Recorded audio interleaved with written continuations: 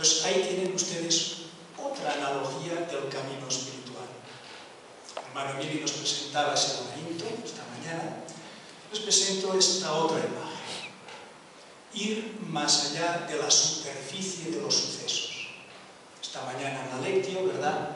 Íbamos ya iniciando esa reflexión. Qué dura es la superficie de los sucesos, de los acontecimientos, de la historia, de lo que vivimos. A veces parece que la realidad se agota ahí. Sin embargo, tenemos la percepción de que hay un más allá, que hay un detrás, que hay sentidos. La espiritualidad que pretende ir más allá de aquello que vemos en la superficie y en la apariencia.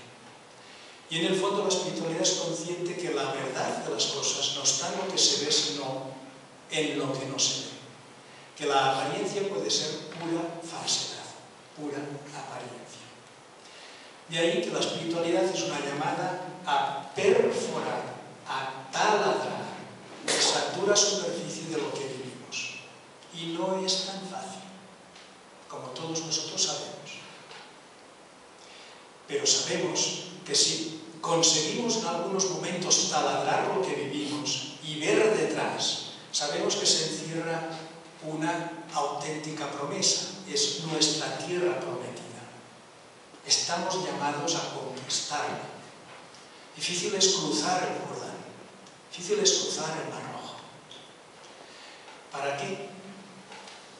Para detrás tener un encuentro personal con eso real, con esa realidad que sostiene todo lo que de algún modo existe, todo lo que es apariencia, para un encuentro personal. Decimos hoy día que la espiritualidad tiene estos dos elementos, la capacidad, debe tener esos dos elementos, ¿no? La capacidad de perforar, de ir detrás, y la de un encuentro. La de un encuentro con ese alguien que nos espera detrás. Si falta alguno de los dos elementos, se produce de algún modo una deformación, una corrupción de la espiritualidad. Si que pretendemos ir detrás de lo que vivimos sin un encuentro personal, y esas serían esas espiritualidades sin Dios, con todos los respetos, pero desde nuestra perspectiva de creyentes, nos parece que es una espiritualidad chata, una espiritualidad que va a la búsqueda de un sentido, pero que en ese sentido no encuentra a otro alguien. Por lo tanto, tiende a encerrarse en sí misma. Mientras que la espiritualidad, en principio, la persona espiritual es la persona que se abre a la relación.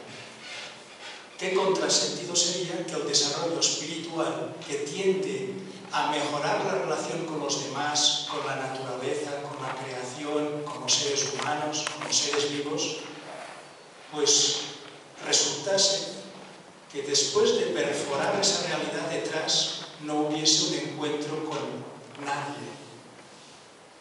Es decir, que ese perforar no significara una relación. En principio, todas las tradiciones creyentes lo que profesan en esa espiritualidad es que ese camino es para un encuentro con el otro y por lo tanto prepara para la relación. Prepara para la relación. Podría faltar el otro extremo, es decir, que no pensara que es un encuentro con el otro, pero no es necesario perforar nada. Entonces la tentación es que ese otro se confunde con lo que vemos, se confunde con la realidad que vemos y por lo tanto identificamos a Dios con la realidad que vemos. Dicho de otra manera, fácilmente nos convertimos en idólatras. Sabemos que Dios está en todo lo que vemos, en todo lo creado, pero no es nada de todo lo creado. Siempre esa síntesis de contrarios, ¿verdad? La mística, esta síntesis de contrarios. Dios está en todo, pero no se confunde con nada. Siempre es inmanencia y es trascendencia, etc. Bien, todo esto que ahora les estaba comentando es para aterrizar Es decir, intentar huir de una tendencia que hoy día de algún modo todos padecemos y todos sentimos una especie de complejo. Y es que tiene más calidad y más prestigio y más autoridad aquella persona que haya hecho más experiencias.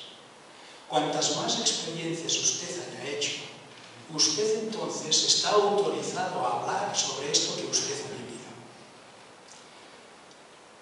¿Cómo un sacerdote va a hablar del matrimonio si no tiene experiencia del matrimonio?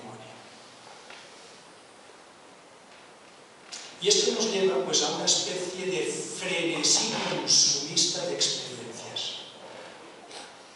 Consumir experiencias, en este caso espirituales, para convertirnos de algún modo en alguien que pueda hablar con conocimiento de causa. Pero estamos cayendo en una de las enfermedades de nuestra época, el consumir para teóricamente hacernos personas de un cierto prestigio, de un cierto reconocimiento, con autoridad. Vamos a ver de dónde partimos en nuestra tradición cristiana. Les he puesto esta imagen del desierto porque nuestros primeros padres, ¿verdad?, del desierto, allá en el siglo III, cuando la religión cristiana se hacía oficial, se dio ese movimiento, ¿verdad?, de huida al desierto. Y uno diría, pues, esta huida al desierto no era precisamente para hacer muchas experiencias, era para hacer una. Es más, muchas veces en nuestra pastoral decimos, vamos a hacer un día de desierto, lo vamos a hacer mañana. Y muchas veces lo presentamos no como desierto, sino un día que yo lo llamo de balneario, que es distinto. Es decir, el desierto en este sentido es el día de descanso, el día de solaz, el día de pasarla bien, y tiene esa connotación. Pero para esta gente no tenía esta connotación. Podían ir a lugares de bosques encantadores. Iban al lugar más vacío que conocían, al lugar donde la existencia estaba más precaria, era más precaria, donde había más dudas sobre la subsistencia, agua, el alimento, la temperatura, el clima, los animales. Todo ponía en riesgo la existencia. ¿Por qué querían hacer esta experiencia de precariedad? Porque hasta entonces ser cristiano significaba correr riesgos y poner la propia subsistencia en manos de Dios. Hasta el siglo III ser cristianos era jugarse la vida y poner el propio futuro en manos de Dios. Cuando el cristianismo se hace oficial en el imperio, pues desde luego ser cristianos es un seguro de vida. Una manera de recuperar lo esencial, lo que ellos entendían como esencial de la experiencia cristiana, era esa huida al desierto en la que podrían revivir de otro modo, no por persecuciones, digamos, del emperador, pero sí por precariedad en las condiciones vitales, podían revivir la confianza en la providencia divina y no en sus propias fuerzas. Por lo tanto, ya ven, se trata de una experiencia en que se trata de despojarse de lo máximo. Y entonces hay incluso aquellas exageraciones de aquellos que iban casi desnudos, ¿verdad?, por no decir desnudos, y que era lo único que les cubría era una barba larguísima. Toda esta exageración, en el fondo, es para ilustrar ese objetivo, ¿no?, la de buscar la desnudez absoluta, es decir, no acumular experiencias, sino hacer una. Bien, estos señores que hacían una sola experiencia en su vida, pues podían convertirse en una especie de personajes de circo interesantes para ir a visitar alguna vez, pero desde luego sin ninguna palabra pertinente para mi vida. ¿Qué me va a decir este señor que está viviendo en el desierto y que nada sabe de la política cortesana, nada sabe de los movimientos del imperio, nada sabe de la legislación laboral de las ciudades helenísticas? Yo soy zapatero. A los primeros que les iban a visitar, por curiosidad o por lo que sea, si la palabra de estos señores hubiera sido insignificante, adelante. Hubiese sido, pues bien, una cosa curiosa, pero sin más trascendencia les aseguro que nadie más se pone en camino para oír su palabra. Pero resulta, ustedes saben, que hubo ríos de peregrinos para ir a visitar a estos personajes, porque la palabra que decían era una palabra pertinente. La pregunta es, ¿cómo podía ser pertinente una palabra que desconocía cualquier otra experiencia que se producía en la vida social de las ciudades, en la vida urbana, en la evolución del mundo? ¿Qué pasa en esa experiencia espiritual que capacita a esa persona para decir una palabra con sentido para cualquier otra experiencia, aunque no sea la suya? Vamos a representarlo así. La vida, la realidad, es como un círculo, la superficie de los acontecimientos. Si yo quiero experimentar algo, tendré que vivir algún punto del círculo. Vamos a suponer este punto. Una vez yo lo conozco, he estado en Ecuador, estoy en Ecuador por primera vez, a partir de ahora yo podré decir, yo he estado en Ecuador. El que no ha estado podrá escucharme, tendré esa autoridad. Lo único que conozco del Ecuador es esta sala, pero es igual. Es igual. Ahí tengo yo mi experiencia y mi cota de autoridad, de prestigio frente a los que no conocen el Ecuador. Puedo hacer otra experiencia, conocer Colombia la semana que viene, pues ya tendré algo más de experiencia. Y así voy convirtiéndome en un gurú de experiencias vividas, en este caso, en América Latina, de conocimiento de este territorio. ¿Cuántas experiencias debo hacer si quiero convertirme en gurú de todo? ¿Cuántos puntos tiene el círculo? Infinitos. Infinitos. Debiera hacerlos todos. Y estamos metidos en este frenesí de acumular experiencias. Vete allí, a Thésée y mira, vete al Hermitage, ve y aprende, vete allá. Y no digo que sea malo, pero cuidado si se hace con ese frenesí de acumular experiencias con la pretensión de adquirir no sé qué tipo de autoridad espiritual. Fíjense lo de estos monjes que iban al desierto. Renunciaban a acumular experiencias, a ser turistas de experiencias para hacer presión sobre un punto. Hacer una sola experiencia para concentrar sobre este punto toda su energía, toda su fuerza. ¿Para qué? Para traspasar la superficie. La espiritualidad está detrás.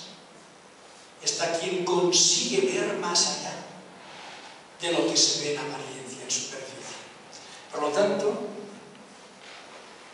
la experiencia espiritual sería la de aquel que consigue perforar un punto del círculo y avanzar hacia el centro. Y desde el centro nos puede decir una palabra con sentido a cualquier punto de la superficie. Porque fíjense, ese punto es común a todos los puntos de la superficie. Desde ahí puedo vivir la unidad del todo.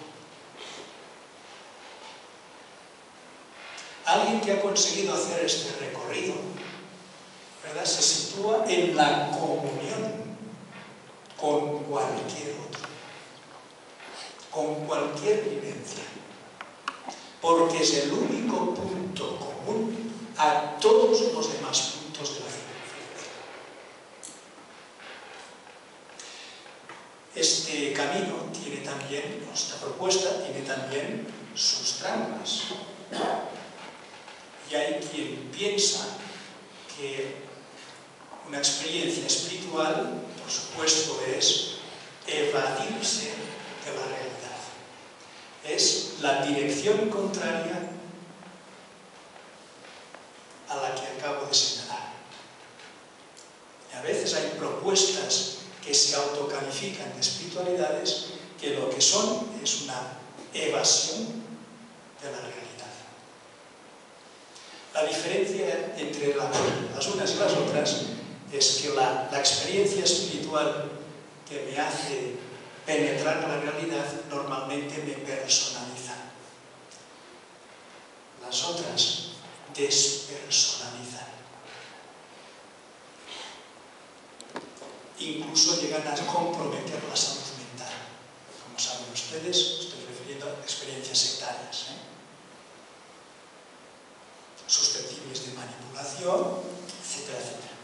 Es decir, a todo tipo de alienación.